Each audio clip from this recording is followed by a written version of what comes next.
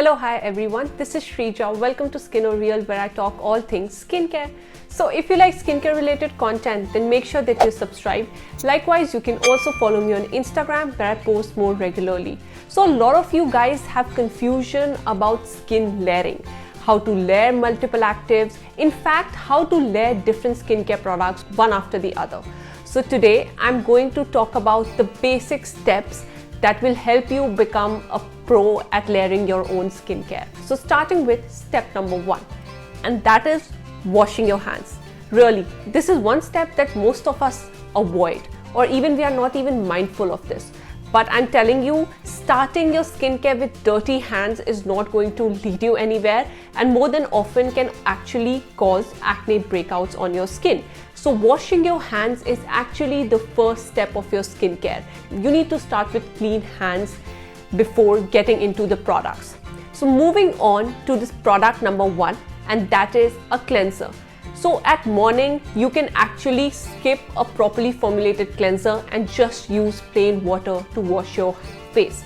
But at night, you need to get rid of all the dirts and pollutants, your sunscreen and your makeup. So I highly recommend that you double cleanse. If you're using an oil or a balm cleanser, you don't need to wet your face first. If you're using a balm cleanser or an oil cleanser, you will just take a little bit of product onto your hands and just massage it into your skin. You can do this for about 30 to 40 seconds to even up to a minute to make sure that the entire makeup and the sunscreen has come off. Then you will wash your face and then use your second cleanser. Again, take that into your hands. Don't dilute it with water because your face is already wet. So make sure that you use the gel cleanser onto your face. And if it's like a treatment-based cleanser, like a salicylic acid cleanser, then leave it on your skin for about 1 minute for it to work. Otherwise, you can just, if it's a regular gel cleanser without any acne actives, you can remove it in about 20 to 30 seconds once you are completely sure that all the residue from the oil or the balm cleanser has been washed away.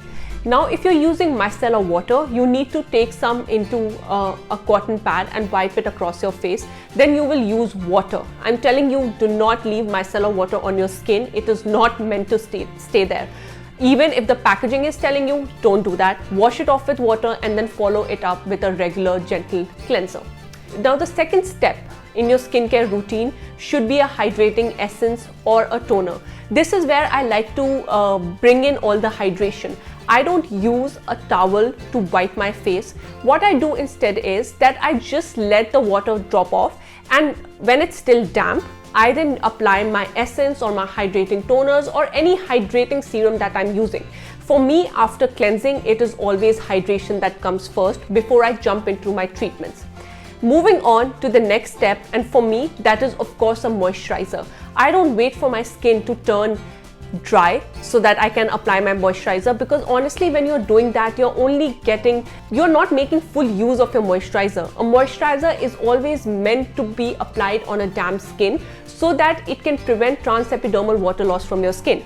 But when you apply moisturizer on a dry skin, the moisture has already evaporated. The water is already gone. So you're really not doing justice to a moisturizer. So make sure that after you layer the hydrating toner and the essence and you have massaged it into your skin properly, and while it's still damp, you use your moisturizer. What usually the gap between this is, I actually haven't timed it, but it's between 3 to 5 seconds. I really don't wait more than that to apply moisturizer to my skin. And once everything is set, I wait for good 5 minutes to apply my sunscreen, because this is something you need to be very careful.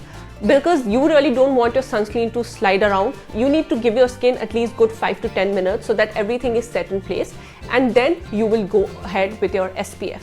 Now, this is your nighttime skincare routine. This is where the treatment steps come. If you're using a salicylic acid serum or a retinol serum, you will use it after your moisturizer, because a lot of the time these ingredients can be irritating, and dermats always tell you to use this above your moisturizer so that the moisturizer can act as a buffer and the irritation can be minimized. I beg to differ here. This step actually really depends upon your unique skin type. I have pretty resilient skin and I can take on retinol serums, vitamin C serums, and even salicylic acid based serums very well. So I have no issues in applying it to my damp skin, but I'm telling you guys, because these ingredients are irritating, and if you have sensitive skin and you want to be on a safer side, you will use these treatments at night after your moisturizer. Once your moisturizer is all set in, wait for 5 minutes and then you use your treatment. I can tolerate these retinol serums and salicylic acid based serums very well, but I don't react very well with prescription retinoid. So right now I'm actually using my moisturizer before my treatment, then I wait for good 30 minutes to sometimes even an hour, and then I go ahead with my prescription retinoid. And even during the day, if you're using all these treatments like vitamin C and stuff, these things usually go after your hydrating step. So if you're someone who has very resilient skin, then you can actually use it before the moisturizer. But if you're someone who has very reactive skin, then I highly recommend. Usually the time gap, as I've said, is between 3 to 5 to even 10 seconds, not more than that, apart from your sunscreen, of course. And if you're using any prescription medicines like retinoid, prescription strength azelaic acid, of course, then there's a need for you to wait until your face is completely dry.